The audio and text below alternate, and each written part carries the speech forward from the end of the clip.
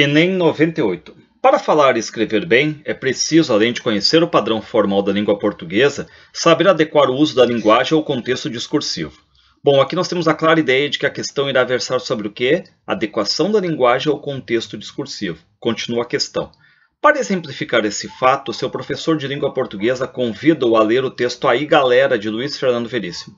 No texto, o autor brinca com situações de discurso oral que fogem à expectativa do ouvinte. Bom, aqui a gente já tem a contextualização do Enem dizendo, resumindo, qual é a ideia do texto? Brincar com situações de discurso oral que fogem à expectativa do ouvinte. Vamos ao texto Aí Galera, do Veríssimo.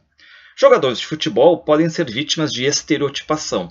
Bom, lembrando o que é o estereótipo, aquela imagem pré-concebida que nós temos de uma pessoa, de uma coisa ou até de uma situação. São generalizações, ou seja, o discurso do jogador de futebol ele é estereotipado, certo? Bom, voltando então, jogadores de futebol podem ser vítimas de estereotipação. Por exemplo, você pode imaginar um jogador de futebol dizendo estereotipação e, no entanto, por que não? Bom, aí vem o texto. Aí, campeão, diz o entrevistador, uma palavrinha para a galera. Veja a linguagem do entrevistador aqui, né? Ele usa a palavrinha, usa pra, usa a galera, uma linguagem formal. Aí vem o jogador e diz: minha saudação aos aficionados do clube e aos demais esportistas aqui presentes ou no recesso dos seus lares. Reparem que ele, o jogador, ele usa uma linguagem mais formal, com termos que fogem à expectativa. Quebra essa expectativa que se tem da linguagem do jogador de futebol. Tanto que o entrevistador sente isso e diz: como é?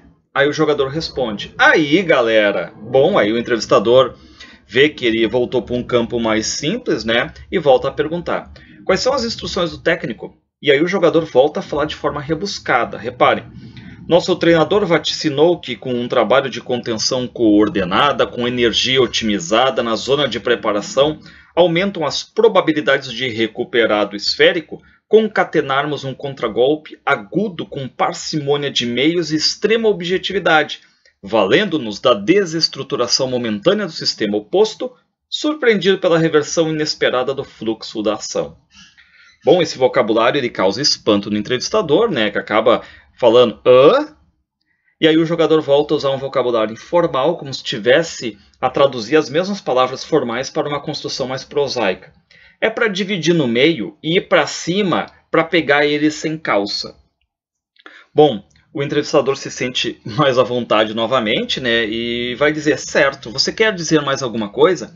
Posso dirigir uma mensagem de caráter sentimental, diz o jogador, algo banal, talvez mesmo previsível e piegas, a uma pessoa a qual sou ligado por razões inclusive genéticas? Reparem que o jogador volta a usar um vocabulário rebuscado. Aí o entrevistador diz, pode. Uma saudação para minha progenitora, diz o jogador. Como é?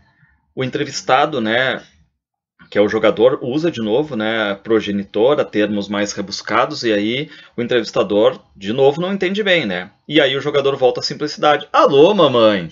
Bom, aí o entrevistador diz, estou vendo que você é E o jogador responde, um jogador que confunde o entrevistador, pois não corresponde à expectativa de que o atleta seja um ser algo primitivo com dificuldade de expressão e assim sabota a estereotipação. Estéreo o quê? Pergunta o entrevistador. Um chato, diz o jogador. Isso, finaliza o entrevistador. Texto colocado no Correio Brasiliense de 13 de maio de 98. Bom, o texto retrata duas situações relacionadas que fogem à expectativa do público. São elas. Primeiro, tem que ser as duas, A saudação do jogador aos fãs do clube no início da entrevista foge à expectativa do público? Resposta não, porque isso se espera, não foge à expectativa, é comum. E a saudação final dirigida à sua mãe também não foge à expectativa, porque é comum os jogadores usarem expressões de agradecimento, enfim, aos familiares.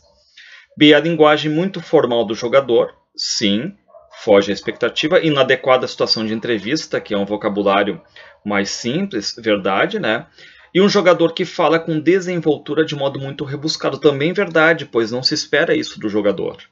Então a B, por enquanto, tem duas situações que fogem à expectativa do público.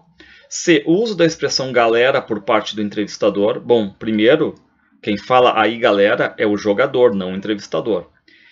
Questão que tentava pegar a boa leitura, E da expressão progenitora por parte do jogador. Bom, aí sim, porque foge à expectativa, não chamar mãe, chamar progenitora. D, o desconhecimento por parte do entrevistador da palavra estereotipação. Até aí pode até ser, porque se espera, né, que o entrevistador saiba tal palavra. E a fala do jogador em é para dividir no meio e ir para cima para pegar ele sem calça.